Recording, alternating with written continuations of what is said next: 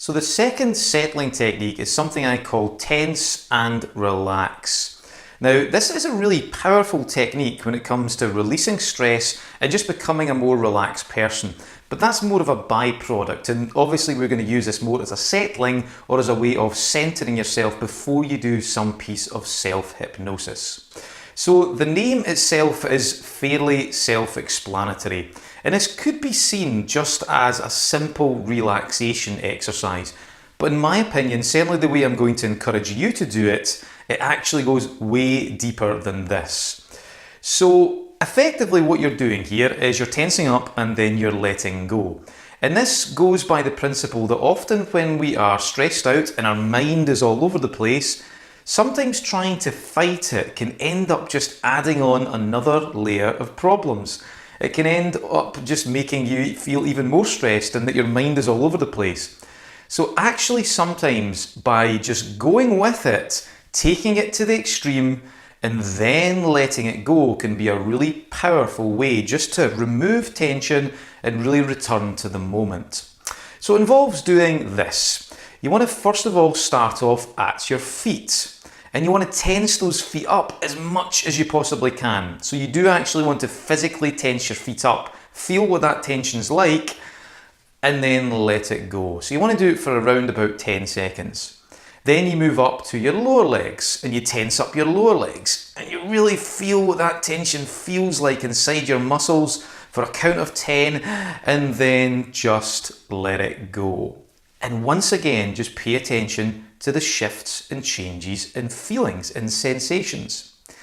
Then you want to move on to your buttocks, if you like, and your stomach, and you can tense up your buttocks and your stomach, tense up those glutes and really feel what that feels like for a count of 10, and then just simply let it go. Then you want to move up to your chest and your arms and hands. You can make fists if you like. You can really tighten your whole upper body for a count of 10, and then let it go. And once again, paying attention to the difference. Now, I'll leave it up to you if you want to do your neck and your face, because people end up looking a little bit weird. It's kind of like, it's like some sort of strange thing is going on with their face. It's up to you whether you want to do that. That's absolutely fine, but you can leave it at just at your upper body if you want. But for me, the key thing here is awareness. This is not just simply a relaxation exercise. What you're doing is you're bridging the gap between your conscious awareness and your physical body. So I would recommend that you do this with your eyes open. Often when we do this with our eyes closed, because it involves feeling more relaxed and letting go, sometimes we can drift off to a galaxy far, far away and almost like do this really unregulated daydream, potentially even fall asleep. So I would recommend you don't do this. I want you to incorporate your conscious awareness into this whole exercise. And the key thing is to recognize the difference between when you're tense and when you allow those muscles to let go. Now, essentially what you're doing here is something absolutely critical when it comes to your own psychological health, but also when it comes to self-hypnosis.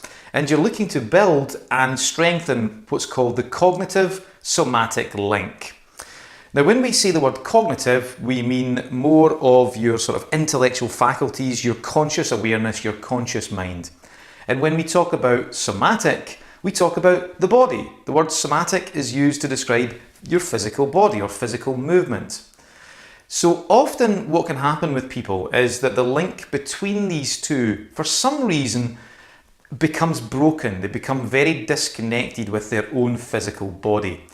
So actually by taking yourself through this tense and let go, you're rekindling the relationship with your physical body. Remember what I said? The most important relationship that you can ever have is the relationship with the deeper parts of yourself. And this is absolutely critical when it comes to self-hypnosis.